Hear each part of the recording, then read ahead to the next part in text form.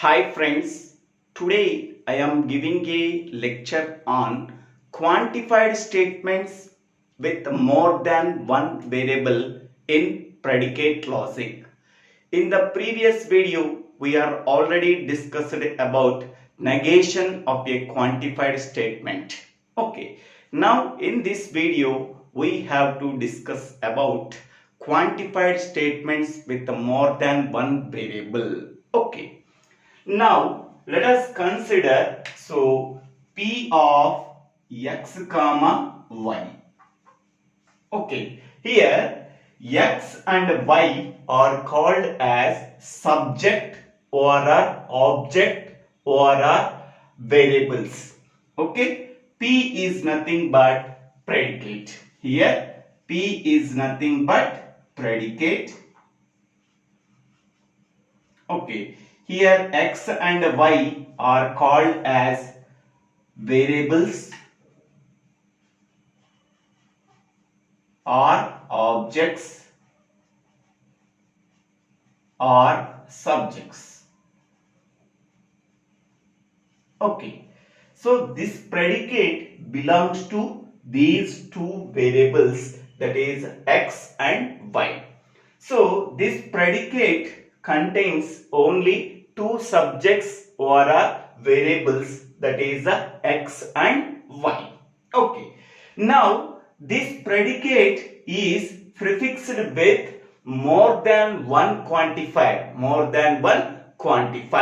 so that is called as quantified statements with more than one variable. Here how many number of variables are there? Two variables are there. Okay, now we have to prefix either with universal quantifier or with existential quantifier. Okay, so for all x there exists P of x comma y. This is called as quantified statement with more than one variable. Okay, so how many number of possibilities are there quantified statement with more than one variable? Okay, so these are the possibilities. Okay, first one is for all x, for all y, P of x comma y. Next one, second one, for all x there exists P of x comma y. Third one, there exists x for all y, P of x comma y. There exists x, there exists y, P of x comma y. For all y, for all x, P of x comma y. There exists y, for all x, P of x comma y. For all y, there exists x, P of x comma y. There exists y, there exists x, P of x comma y. Okay, so in all these, P of x comma y is called as a open statement or a statement. P is nothing but predicate. X and y are called as variables. Okay, this predicate belongs to these two variables. Okay, this open statement is prefixed with the two quantifiers. Okay, for all x, for all y, for all x there exists y, there exists x, for all y there exists x, there exists y, for all y, for all x, there exists y, for all x, for all y, there exists x, there exists x, there exists y, and there exists x. Okay, in this one, we cannot change the order of the variables. Here, x and y are called as the variables. Okay, in all these 8 possibilities, we cannot change the order of the variables, but we can change the order of the quantifier. We can change the order of the quantifier. We can observe that in all 8 possibilities, we cannot change the order of the variables. In all these 8 possibilities, x comma y, x comma y, x comma y, x comma y, x comma y, x comma y, x comma y. That means we cannot change the order of the variables in the open statement P of x comma y. But the quantifiers, the order of the quantifiers may be changed. The order of the quantifiers may be changed. Here for all x, for all y. Here for all y, for all x. Here there exists x, there exists y. Here there exists y, there exists x. Okay. Here there exists y for all x. Here for all x there exists y. Okay. So the order of the quantifiers may be changed, but the order of the variables in the predicate function p of x comma y cannot be changed. Okay. Now what is the relationship between these quantifiers containing more than one variables? Okay, this is the graphical representation of relationship among the formulas involving two quantifiers. Okay, we can observe in this diagram. Okay, so in each and every possibility, two quantifiers are there and two variables are there. Okay, now what is the relationship between the formulas involving two quantifiers? Okay, first one. So here this one means, so this is a backward direction and this is the forward direction. Okay, whenever on this line backward direction and forward direction is there. Okay, so for this formula, this is the equivalent formula. For this formula, this is the equivalent formula. Here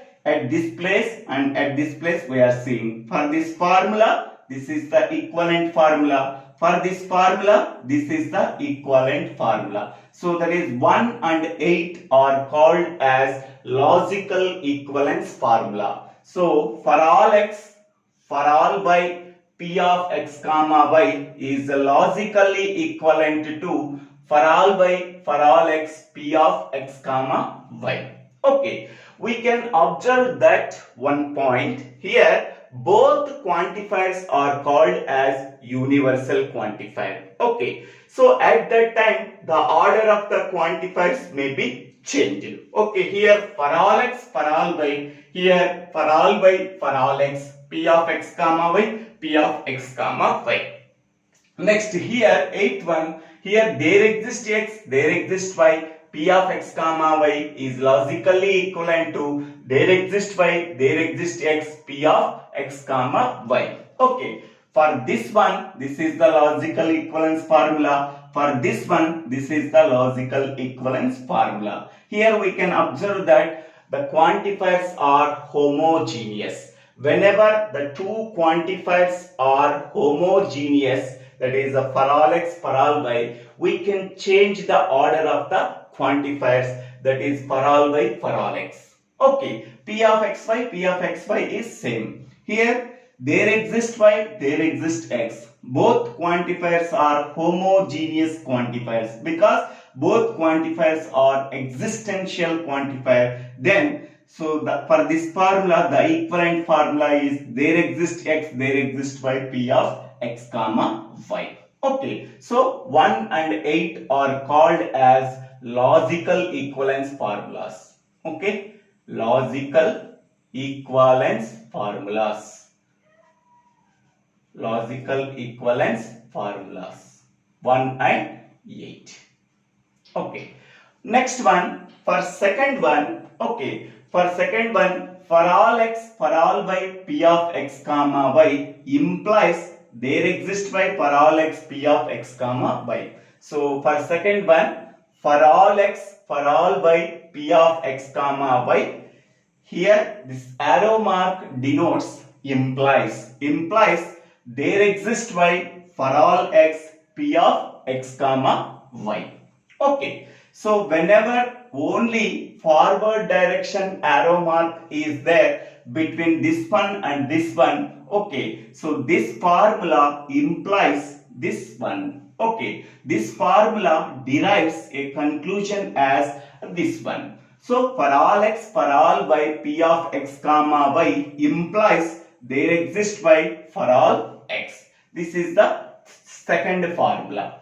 Now we go for third formula. Okay, for all x p of x comma y implies there exists x for all p of x comma y. This is the third one. For all x p of x comma y implies there exists x for all p of x comma y.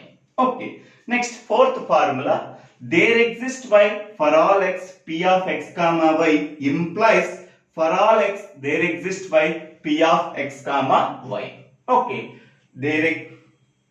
Fourth one. So here there exists y for all x p of x comma y implies for all x there exists y p of x comma y. Okay. Next one, fifth one.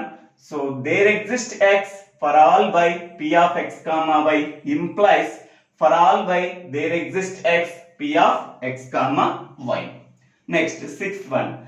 For all x there exists y p of x comma y implies there exists x p of x comma y. Next, seventh one. For all there exists x p of x comma y implies there exists y p of x comma y. And eighth one is this one is equivalent to this one is equivalent to this one, except 1 and 8. Okay, remaining all are implication formulas. Okay, so this formula derives this one, this formula derives this one, this formula derives this one, this formula derives this one, this formula derives this one, this formula derives this one. But here 1 and 8, this formula derives this one, this formula derives this one. So hence we can say that both are logically equivalent.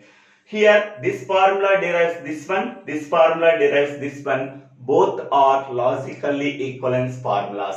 But this formula derives this one, but this formula does not derive this one, because implication means only forward direction. This formula implies this one only, but the reverse is not possible. Okay, so this is the this diagram shows the relationship between the formulas involving two quantifiers more than one variable. Okay, so this diagram is very important in the case of GATE examination point of view. For this one, this is this formula derives this one or not. Okay, we can simply remembering the diagram, we can tell that whether this formula derives this one or not, whether this formula is equivalent to this formula or not, this formula is equivalent to this formula or not, this formula derives this one or not, this formula derives this one or not, this formula derives this one or not, this formula derives this one or not. So by observing the diagram and by remembering the diagram easily, we can say that whether these two formulas are logically equivalent, whether one formula derives another formula, that can easily identified by remembering the diagram. So this is the description about the quantified statement with more than one variable. Okay, so in the next video we have to see example problems on quantified statement with more than one variable. So thank you for watching this video. If you like this video, please share this video to your friends and classmates. If you like this video, please subscribe my channel name. So Divvela Srinivasarao.